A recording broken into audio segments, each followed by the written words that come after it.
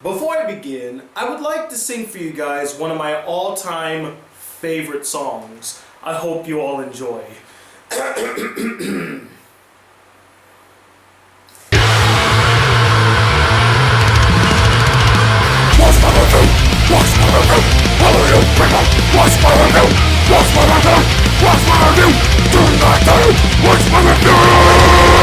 Hey guys, the Black Critic Guy, and I'm here today to review the anime Aggretsuko! God damn, that was really hard to do. I don't know how heavy metal singers can do it for more than 2 hours.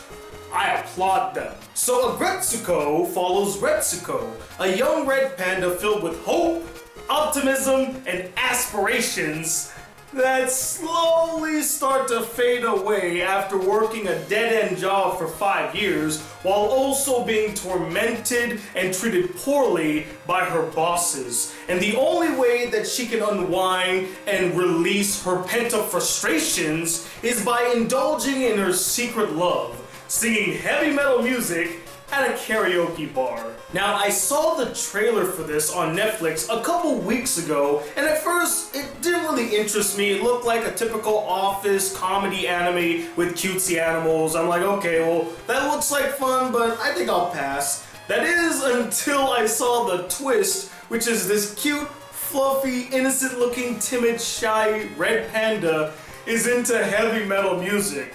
That's when I said, okay, you got my attention, anime. Let's see what you got to offer. And so I watched the entirety of Aggretsuko, and what do I think of it? Well, let's get into it. Now, this might sound strange to some of you, but Aggretsuko is basically a cuter, more realistic version of Servant X Service. And yes, I realize the irony of that statement. It's cuter because, well, look at the poster. All the characters are animals, so it's already cute by default. It's a no-brainer. The only cute things you get in Servant X Service is the bunny boss and the cute interactions among the characters. But why it's more realistic is because it captures office life and employees quite accurately. If you were to replace the animal characters with humans, it still feels the same. Well, maybe a little less cuter. As someone who had worked in and currently works in an office, I found this anime extremely relatable on so many levels. From the frustrations one feels working in an office and meeting deadlines, which I must say fucking sucks, to the various personalities one would find and interact with in an office. And let me tell you, they practically nailed it. The belligerent sexist boss, the bunch of ass kissers, the gossipy co-worker, the self-absorbed conceited pretty girl that's also kind of a part of the ass kissers, the pessimistic nosy friend, and of course, the timid passive individual that everyone practically pushes around. See, in Servant X Service, they present office life in a sort of whimsical, cheerful, wonderful way where the environment is just pleasant from the start of the day all the way to the end of the day. Everybody gets along with each other and everyone enjoys themselves and goofs around. And while there may be some offices that are kind of like that or in the same spirit as the one in Servant X Service, I know that when I was in college I was in one that was sort of like that, although there was some hostility now and again, especially during exam week. Those are the exceptions to the rules. Most offices, people are miserable, they don't want to be there, they're exhausted and tired, whether it be waking up too early or just having so much to do that it just drains them by the end of the day. And the environments are relatively hostile and volatile, especially if you got deadlines or there's a coworker that really gets on your nerves. And that's the type of office life that's presented in Aggretsuko, and it's quite accurate, so props to them for their authenticity to a certain degree. The animation is pretty good. They utilize flash animation, which gives the anime a very distinct look from its contemporaries. Bolder lines, simplistic designs, and brighter colors. Though I will say this style does make the character movements seem a bit more rigid, which actually could be the point since office work is very rigid itself. Now, I may be giving the animation a bit more credit than it deserves, but I must say, clever anime. I thoroughly enjoyed the humor in this anime, which ranged from being over the top, like this kangaroo yoga instructor who only says the word protein, or as he says it, protein! And there was a moment in episode 7 where all the employees go out to drink as sort of this company bonding time, and two characters have a rap battle, or like a rap music battle, and it was perfect. I was laughing my ass off. I thoroughly enjoyed seeing that scene, and my goodness, that character can spit some bars, and that other character really knew how to bring the house down. But they also balance it out with some grounded humor that also helps the audience to connect with some of the characters. I really enjoyed seeing Washimi and Guri as they strut their stuff down the hall, then they turn around and go into the next hall, and then you actually see what they're really like or how they're really feeling. The first time they did it, I was laughing hysterically, and every other time that they did it, I thoroughly enjoyed it. In fact, I'll be speaking more in depth about those two characters later in this review. You know what? Why wait? Let's delve into the characters now. I, for one, thought all the characters were wonderful. They all served their purpose, whether they were sweet and kind or outright detestable. The main character, Ritsuko, is charming and relatable, and I did like her personal story. She starts off very optimistic, ready for the world, then 5 years later, she wakes up groggy and really doesn't want to go to work and just wants to find ways to quit. We all can relate to being in a job we freaking hate and we want to quit. And just seeing her kind of open herself up to other people, make strong connections, and actually stand up for herself was a delight to see. And her Japanese voice actress was fantastic. Miss Cowlip? Who the hell is Cowlip? Is that a real name, or is that like a pseudonym, or what is that, a stage name? Who's Cowlip? Can somebody tell me who this woman is? And then there's Retsuko's boss, who, I kid you not, is literally a sexist pig. Oh, Subtlety, what are you doing here? We don't need you right now. Come here, you little rascal, get out of here.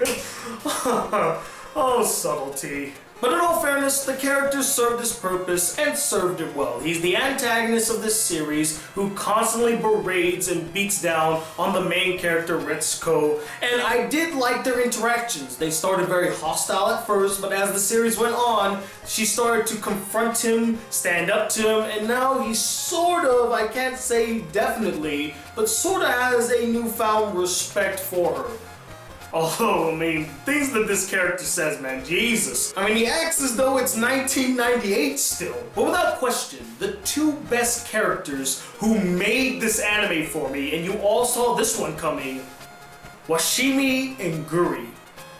Man, I love these two to death. The moment I saw them, I knew they were going to be something special, and I knew I was going to like them right off the bat. And I loved their interactions with Retsuko. In fact, I would say that they were more genuine friends to Retsuko than her actual friends slash co-workers, because they gave her helpful advice, they taught her how to be confident, they also were the ones to help her open up more. I love their interactions. They're perfect friends for Retsuko. I can't say enough praises for these two characters. They made the anime for me. In fact, dare I say, I would love to see a spin-off with just these two characters and their day-to-day lives, because there's so much to be explored about them. I would like to know what their personal lives are outside the office, what antics they get into, what their relationship is like with their co-workers. Let's fast-track a Washimi Guri spin-off, please. Can we make that happen? Now, I have very little criticisms for Aggretsuko, as it's a short, simple, sweet, wonderful, delightful, and entertaining anime that knows what it wants to be. So I can't really fault it for that. But if there were some problems that I had with it, my biggest one would be is that some of the side characters, they didn't get a lot of time and attention given to them. Particularly Fenico and that one hyena guy. I forgot what his name is. But I would have loved to see more of them in the anime. I would have loved to see them interact more with Retsuko or maybe even be some good friends. Hell, the hyena guy had feelings for Retsuko that they do explore in some episodes here and there, but it would have been nice to see them go on a date or see him attempt to ask her out. He did it 1-2 times in the anime. The second time, we never really got to see the end result. But the first time, it was kind of just like, slide in there and then get that out of the way. I did relate to his heartbreak later on in the series, so I'm like, okay, well there's that small little detail, but other than that, you don't really get much time with them, and I would have loved to see more of this character. And this is a nitpick, I'm not going to hold this against the anime, but I do feel like it was a missed opportunity. Why wasn't the hyena guy the jokester of The Office? I mean, he's a hyena. What are hyenas known for? Being playful and laughing all the time. The character barely laughs. He acts like that typical main character guy that blushes whenever someone brings up the fact that he likes Retsuko, and he's like, oh, what? No, I don't do that. It would have been funny if he actually laughed it off, or he just would have the most annoying laugh in The Office. That would have been interesting, but again, missed opportunity. And honestly, that's the only issue that I could find with Aggretsuko, is that some of the characters didn't get some time to shine. Other than that, I thoroughly enjoyed the anime, and I do think that it is worth watching. If you have Netflix, go check it out. Oh, and since I didn't address it yet, I'm sure a bunch of you are gonna ask me what I thought about the English dub. I don't hate it, it's pretty good. I just preferred the Japanese dub as I found it more authentic and funny. It's kind of the same case as Defrag, where I didn't think the English dub was bad, it just wasn't as funny or memorable as the Japanese version. So you could pick either one. I personally would recommend the Japanese version over the English dub, but they're both pretty good. But as always, guys, I'm not the end-all be-all opinion when it comes to Aggretsuko. I would love to know what you guys thought of the anime as well. Did you find it delightful, entertaining, wonderful, or did you find it boring, dull, you just don't like office anime? And do let me know, what is your favorite anime that takes place in an office? In my personal opinion, while I do think Aggretsuko is better than it, my personal favorite will always be Servant X Service, because I really like the main guy character. He reminds me of myself so much, and I love the character interactions. Comment below, let me know. I have one more anime review I plan to do, which will be coming up soon. I also am planning a top 10 list before the end of the month, so get excited for that. If I could get that done by this week, that'd be awesome. And then of course I am going to review Solo, A Tragic Story, so stay tuned for that. And as always, I would like to take this moment to thank each and one of the people who have graciously donated to my Patreon. It's due to your generous donation I'm able to make videos like this. And if you'd like to support the Black Critic Guy just a smidge more, consider donating to my Patreon account. There's a link in the description. And as always, guys, if you'd like to see more videos on this channel, be a part of the Black Critic Crew, hit that subscribe button below, hit that bell notification so you don't miss out on any new Black Critic Guy videos. Like this video if you really enjoyed it, and I'll talk about it in a second. The Screamo guy known as the Black Critic Guy. Till then, peace, YouTube!